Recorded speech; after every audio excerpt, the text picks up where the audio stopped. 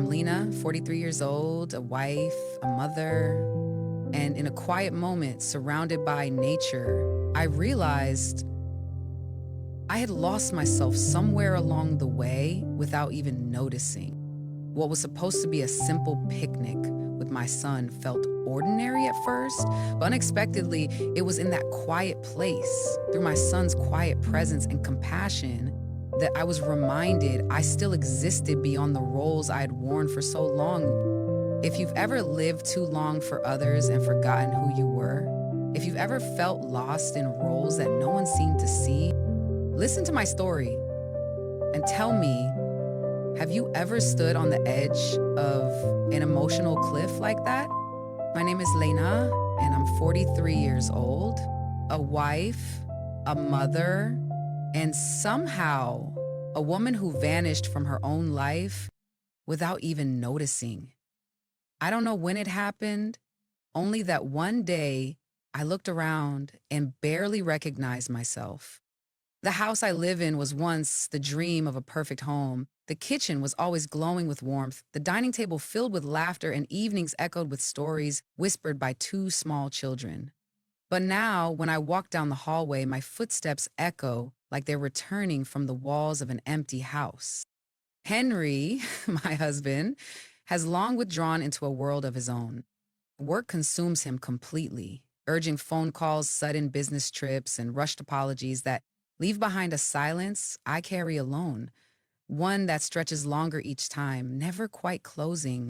Some nights I sit alone in the living room, the dim yellow light casting a soft shadow on a slightly tilted family photo. I listen to the ticking of the clock and quietly wonder to myself, when was the last time someone truly looked me in the eyes? I don't remember the answer, and that somehow hurts more than the question. Jack, my son, is 18 now, a quiet, thoughtful boy with a gentle gaze that reminds me of who I used to be. I still care for him, still ask about his classes, but there's an invisible glass wall between us I can't seem to cross. Even when I'm right beside him, it feels like Jack is just out of reach. Not because he's distant, but because I fear I've grown too distant from myself. That fear is what holds me back more than anything else. One morning, Henry packed for yet another last-minute business trip. His voice, as always, was hurried and full of guilt. "I'm sorry, Lena. The meeting was rescheduled. Please take care of the kids while I'm gone." I nodded, like I always do. But this time, something inside me stirred, quietly, deeply. It wasn't anger. It wasn't sadness either. It was a silent awakening. And I made a decision. "Jack, would you like to go on a short trip with me this weekend?" He looked up, a little surprised. "Just the two of us?" he asked.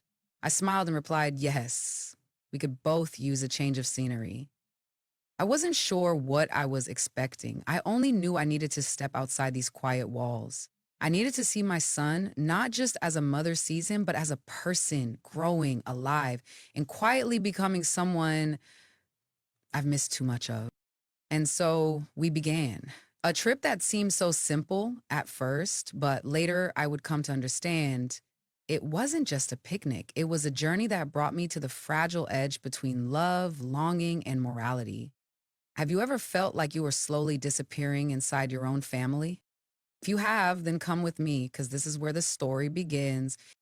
The car rolled quietly away from the familiar street, carrying Jack and me toward a place I hoped would help us both rediscover a different pace of life, one not filled with shallow answers or awkward silences after dinner. Jack sat beside me, the early sunlight streaming through the window, lighting up his slightly messy hair and thoughtful eyes. He wore headphones, but now and then I'd take one off to say a few short words. Not many, but warmer than anything I'd heard from him in months. We drove through winding roads, trees growing denser with every mile. The place I had chosen was an old lakeside campsite, a spot our family had once visited during a short summer trip back when Jack was little, and Henry would hold me from behind as we watched our son toss stones into the still water. That memory returned now like a quiet echo, untouched by time. As we neared the forest, the atmosphere seemed to shift, quieter, deeper, as if nature itself was opening its arms to welcome two tired souls from the city. I opened the car door and stepped out first, breathing in the sharp, cool air. The scent of wild grass and pine hit me instantly, and for a moment, it felt like I was both returning to something and stepping into something entirely new. Jack quietly retrieved our bags from the trunk. "Do you still remember the way in?" he asked, half joking, half serious. I smiled and pointed toward the narrow path leading into the woods. "If I get us lost, at least I've got a 6-foot guide walking beside me," I teased. We began walking into the forest, light backpacks on our backs, our footsteps crunching softly over dry leaves. Sunlight filtered through the canopy above, casting shifting patterns of gold and shadow across the path. I watched Jack walking a few steps ahead, his stride steady, occasionally glancing back to see if I was keeping up. A strange wave of emotion rose within me, the kind that sneaks up quietly. That boy was no longer the child clinging to my coat, and I, the woman who once led him by the hand, now followed silently in the rhythm of his growth. After about 20 minutes, a small pre-pitched tent came into view by the lake's edge. The water was perfectly still, the late afternoon light painting the surface in shades of soft jade. Around us, trees whispered, and now and then birdsong rose in the air as if the whole world was murmuring to itself. We set up the tent together, rolled out the mat, and arranged the food. We didn't need many words. Every movement felt natural, as if mother and son were quietly reweaving a thread that had once grown fragile. The silence was no longer empty, it was shared. I sat down on a flat stone by the lake and let out a long, gentle breath. "Jack, thank you for asking me to come," I said softly. He paused for a moment, then sat beside me. "It's not that you needed to get away somewhere," he said, voice quiet. "It's that you needed to see yourself again, didn't you?" I turned to him, and for the first time in many years, I felt my son was seeing me not as someone to care for, but as a whole person. And in that moment, I knew this trip would change me more than I had ever imagined. After we finished setting up the tent and had a simple lunch of sandwiches, the two of us sat by the lake, saying nothing at all. Only the soft wind rustling through the old pine trees and the sunlight scattering gold across the gently rippling water remained. I hadn't expected that silence could feel this comforting. I reached out and touched the surface of the lake, the coolness of the water awakening a part of my memory long left unnamed. Rushed mornings waking Jack for school, quiet dinners with just the two of us, and endless nights lying alone in a bedroom where Henry had been absent far too long. All returned like waves, gentle but deeply persistent. Each recollection lapped at my thoughts, not to overwhelm, but to remind. Jack was retying his shoelaces nearby. That boy, or rather that young man, now stood nearly a head taller than me, with broad shoulders and eyes that no longer darted away like they did in his teenage years. I looked at him, as if trying to stitch together the image of the little boy he once was with the quiet, steady young man now sitting before me. "I still remember the first time we came here," Jack said, his voice low, echoing in the open space. "You made me wear a hat all day because of the sun, but all I cared about was chasing frogs in the grass." I laughed, a soft sound that fell like a leaf. "I remember," I said. "You thought you'd catch a whole army of frogs and bring them home as pets." Jack laughed too, a rare smile, unforced and real. Then he said slowly, "You've been quieter than usual lately." I was caught off guard. "Have I?" I asked. "Yeah," he nodded, looking at me with eyes no longer those of a child. "It's not regular quiet. It's like you've been pulling away from everything. I see you staring off into space or just sitting there doing nothing. Are you okay, Mom?" I said nothing at first, not because I didn't want to answer, but because the emotion rose so quickly, I had to hold it still. That question, um, Henry had never asked me. In fact, I wasn't even sure he'd noticed I had changed. But my son had, Jack had seen me, and for someone who had lived too long feeling invisible, that gentle recognition was enough to make my heart tremble. "Sometimes I just feel like I've faded too much," Jack, I whispered. Like I'm just the one behind rushed mornings, family dinners, and reminder texts at bedtime. Jack didn't speak. He only looked at me for a long time. Then he placed his hand over mine. No comforting words, no promises, just a touch, warm and real. I always see you clearly, Mom, Jack said. When you're sad, when you try to hide your tears, I see it all. I couldn't hold it in anymore. A single tear slipped down, landing on the hand Jack was holding. In that moment, in the still, raw quiet of nature, I saw it more clearly than ever.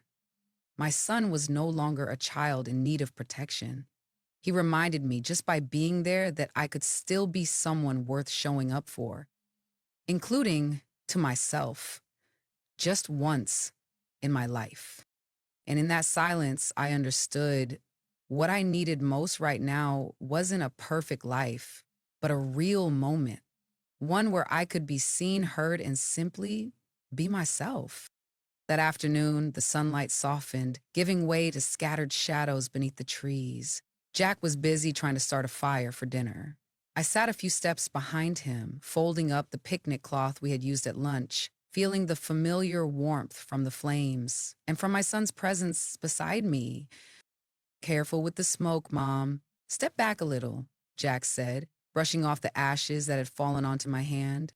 I flinched slightly when he reached out, gently dusting a few flecks of ash from the edge of my shirt. It was such a natural gesture, but it caught my heart off guard.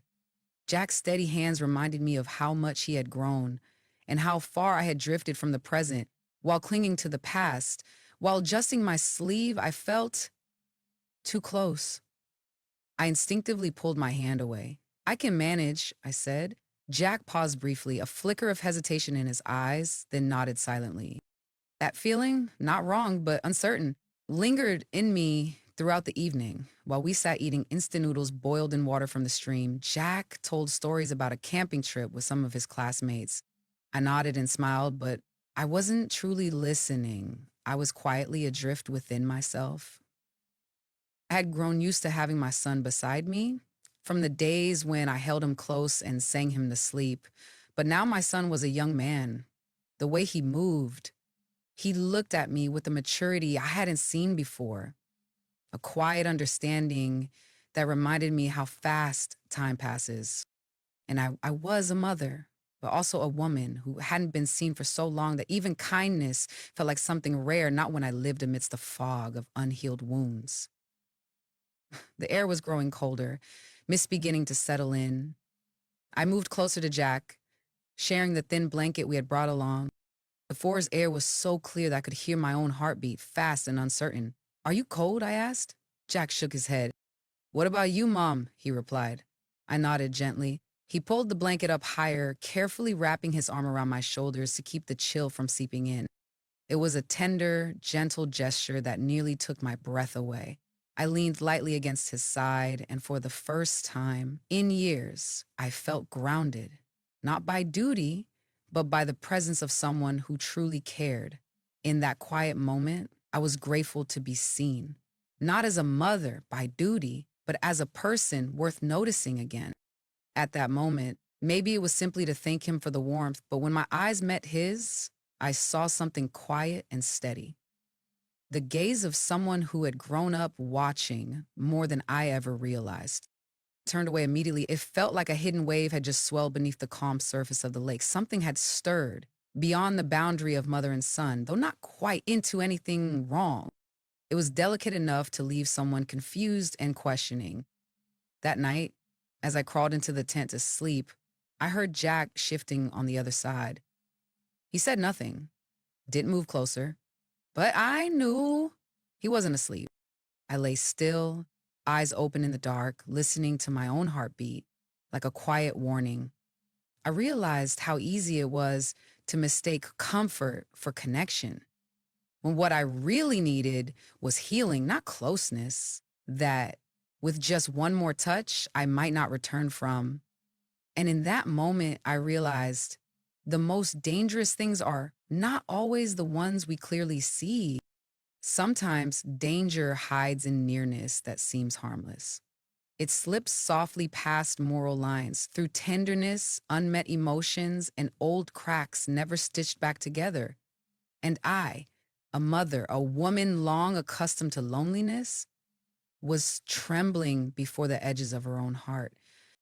Night had wrapped the forest in a blanket of velvet black, with only the sound of insects echoing steadily like nature's quiet breath. I lay still in the tent, curled inside my sleeping bag, my back turned toward Jack. The space between us was small, just a few layers of nylon and a stillness so silent it almost rang. Yet I had never felt his presence more clearly, saturating each breath, each tiny movement. I closed my eyes, trying to pull myself away from the whirlwind of thoughts invading my mind, but the more I tried to forget, the more vividly I remembered. Jack's eyes that afternoon, his hand gently pulling the blanket over my shoulder. Nothing inappropriate had happened. I knew that. And yet, precisely because of that, I was terrified. Terrified that the emotions inside me were messy, not because of him, but because I had forgotten how to care for myself. I turned, facing Jack. He was lying on his side, facing away from me, his breathing steady and deep. He was asleep. A part of me felt relieved. At least he couldn't sense the storm building within me. But another part was quietly disappointed. It was a strange and selfish feeling and not a comfortable one. I scolded myself. How did I allow loneliness to blur the lines between care and emotional need when what I truly longed for was connection, not confusion, and poured my life into? I was grateful for Jack's gentleness, for the affection he always gave me, something I hadn't received from Henry in so many years. But I also knew there were voids that should never be filled by a relationship like this. I turned to face the tent wall, and tears welled up at the corners of my eyes. They didn't come in sobs or pain, but as quiet, persistent drops, like rain seeping into the earth, steady and slow. I didn't know who I was crying for Henry, who had so carelessly abandoned me, for Jack, the boy who had grown up too fast, becoming the only one who truly saw me, or for myself, the woman who had lost her way within her own heart. I thought back to the early days of motherhood. Back then, I believed that loving enough would be enough to hold everything together. But love, when it goes unheard, when no one touches the cracks left behind, turns into a silent thing. And when that silence lasts too long, it turns into hunger. Outside, the wind rustled gently through the trees, shaking the thin tent walls like the confusion clashing inside me. I shut my eyes tightly and whispered like a prayer, "Please, don't let me take another step forward. I don't want to lose myself." I took a deep breath, trying to lull myself to sleep, but rest wouldn't come. Only the sound of Jack shifting in his sleep, a soft sigh escaping him, and my heart clenched quietly. Maybe the most painful thing isn't what others do to us, but what we forget to give ourselves: attention, space, and care. I had mistaken being needed for being seen. When a mother begins to see herself reflected in the eyes of a son who has already become a man. And I knew if I didn't wake up soon, if I didn't have the courage to step back, then I wouldn't need to go far to lose everything, even myself. I woke up before the sun had risen. Pale light filtered through the tent's fabric, tinting the air with a hazy bluish gray. The night wind was gone, and so was the steady sound of Jack's breathing. I turned my head and saw his sleeping bag was empty. I sat up, my mind still foggy, as if sleep had done nothing to soothe the weight pressing on my chest. My heart felt heavy. Something in me had shifted after last night. Not loudly, not dramatically, but clearly and undeniably. I was no longer the woman I had been the day before. I stepped out of the tent. The morning air was cold, like water just melted from mountain stone. Before me stretched a picture-perfect scene: still trees, a lake reflecting the cloudless sky, and an old wooden table near the fire where heat still gently rose. Jack was there, back turned to me, preparing breakfast. His tall frame made me realize he was no longer the little boy who clung to my sleeve when he got lost. Jack had become a man, quiet, seasoned, and somehow distant. "Good morning, Mom," Jack said, hearing my footsteps as I approached. His voice was calm, but there was something faint beneath it, like we were both pretending to forget something that shouldn't be named. You're up early, I replied, trying to sound normal, though my throat was dry. I sat down on the wooden stool, folding my arms around myself by instinct, searching for comfort in the growing space between us. I couldn't fall back asleep, Jack said, still not facing me, his hands carefully flipping bread on the pan. Maybe I had a strange dream. I wanted to ask, but I was afraid to hear the answer. Silence fell between us. I stared out at the open space where sunlight filtered through the leaves and the fire crackled steadily. And I felt more lost than ever. Everything around us was unchanged, but I was different now. Every tiny gesture, the way Jack rolled his sleeves, the way he set the plates on the table, carried a new, cautious distance, as if an invisible glass wall had formed between us. Thin, but impenetrable. We ate breakfast in silence. Neither of us mentioned the night before. No one spoke of the glance or the touch or the stirring inside us both. Every word was chosen carefully. Every pause felt heavier than usual. While washing the dishes, I accidentally dropped a spoon. A sudden clatter startled me, like I had shattered something sacred. Jack bent down, picked it up, and placed it back in my hand with a gentle motion, but without touching me. I gave him a faint smile, and in his eyes, I saw something very clearly: distance. I had once thought this trip would bring a mother and son closer. But now, in the place that should have felt safest, I saw clearly sometimes silence leaves deeper cracks than any words could. And I didn't know whether we could return to what we were before or if we were now forever trapped in the moment we had accidentally crossed the line. The drive home felt twice as long as the journey there. I sat in the driver's seat, hands gripping the steering wheel, eyes fixed on the endless road ahead. Jack sat beside me, headphones resting loosely around his neck, eyes gazing out the window, watching the trees pass by like a film playing in reverse. No one spoke. No music, no conversation, just the hum of tires on asphalt and the weight of my heartbeat thudding inside my chest. The late afternoon sun angled in, casting light across my clenched hands. Sometimes I glanced sideways, saw Jack sitting there, still my little boy in some ways, yet no longer the child I once held to my chest. Between us, now, was a thin mist, not visible, but cold and quietly present. I had hoped this trip would be a bridge, a way to mend something that had been fading. But now, as familiar streets reappeared ahead, I realized I was returning to a home already fractured, to a truth already broken that neither of us dared to name. By the time we turned onto our street, the sun had disappeared behind the rooftops. The house came into view, peaceful and unchanged, as though nothing had happened, as if the world outside had never known the turbulence inside a woman's heart. I turned off the engine. Jack opened his door without waiting for me to say a word. He pulled his suitcase from the trunk and walked in ahead of me.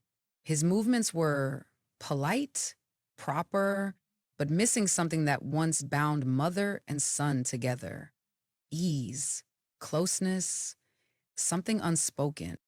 I stayed at the car, hands still resting on the steering wheel, my chest tangled like a skein of thread with no end to find. That evening, Henry returned from his trip, holding a small bouquet and offering apologies for not being there with us. "Did you and Jack have a nice time?" he asked, placing a hand on my shoulder like he always did. I nodded and smiled. "It was fine, really. Nothing happened." "Nothing happened."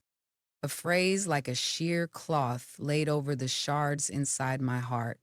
I said nothing else, could say nothing else, because sometimes the truth doesn't need words to leave a wound. Dinner passed like any other night. Henry told a few stories about work. Jack ate quickly, then disappeared quietly into his room. I stayed in the kitchen, washing dishes in cold water, trying not to think too much. But I was no longer the same. Every sound, the clink of utensils, the soft creak of floorboards, felt like a quiet reminder that something had changed between Jack and me, irrevocably. I stood by the bedroom window, watching Jack's silhouette pass through the hallway. His back was straight, his steps steady. But I knew, just like me, he was carrying something too heavy for either of us to hold. I once believed that a mother's love was the purest thing in the world, but now I'm not sure of anything. Only that there are some boundaries that once touched, even if not crossed, can never be fully undone. And as night fell and the house sank into silence, I heard one sound and one sound only, the sound of myself breaking. Soft, but impossible to put back together. I woke up in the middle of the night as a light breeze slipped through the slightly open window. The full moon hung high outside, casting a silver glow on the floor like a memory that refused to fade. I sat up, my back resting against the headboard, hugging a pillow to my chest, as if trying to hold on to something that hadn't completely broken yet. Henry lay beside me, still sound asleep. His breathing was steady and warm, but I no longer felt peace in its rhythm. We had been together for nearly 2 decades, once holding hands through difficult seasons, once laughing around dinner tables on happy days. But erosion doesn't arrive with noise. It comes in glances that don't meet, dinners void of questions, and love that is no longer spoken aloud. I quietly got up, my bare feet soft against the hallway floor. Jack's room was dark, the door closed. I stood there for a long while, not knocking, not stepping in, just still, as if facing a door shut on something I didn't dare name. Thought of everything. Jack's gaze during the camping trip, the awkward brush of his hand, the unspoken space between two hearts that were once so close, and me, the mother, the woman, who had grown so used to being invisible that the first time someone truly saw her, she forgot how to step back at the right moment. No one teaches you how to be a mother losing parts of herself. No one shows you how to deal with feelings flooding in after too many years of emptiness. But I knew I had let things go too far, not with action, but with silence. Silence that gave space for what should never have existed to grow quietly in the dark. I returned to my room, unable to sleep again. At dawn, I poured myself a cup of coffee and stood on the balcony, watching the early light filter gently through the trees. Jack stepped out of his room, and for a moment our eyes met. Neither of us said a word. But I saw in his eyes there was caution, there was hurt, and in me, a wakefulness. A wakefulness that came late, but was real. I didn't know where to begin. I didn't know if Jack and I could ever return to our old rhythm or if we'd have to learn how to live within a new distance, but I knew this. I wouldn't stay silent anymore. I wouldn't keep living like I didn't exist. And most of all, I wouldn't let misplaced feelings become a choice. We ate breakfast as we always did, but this time, when Jack said I'm heading to school, I called out to him. Jack. He stopped, turned back. I didn't say anything more, simply placed my hand on the table, softly, without a sound. But it was enough to say, I'm still here, and I'm learning how to walk the right path again. Jack gave a slight nod, a silent acceptance, and then the door closed behind him, leaving me in a kitchen filled with light where for the first time in years I felt I could begin again on my own. But this time, not because someone was missing, but because I had finally found myself. Because sometimes things fall apart not from one wrong decision, but from years lived without feeling. Yet, if there's still enough courage to face the cracks, then even a late awakening can still be a beginning. There are boundaries that aren't always drawn clearly between right and wrong. They are marked by prolonged loneliness, by the weariness of someone who has gone too long without being heard, without being seen for who they truly are.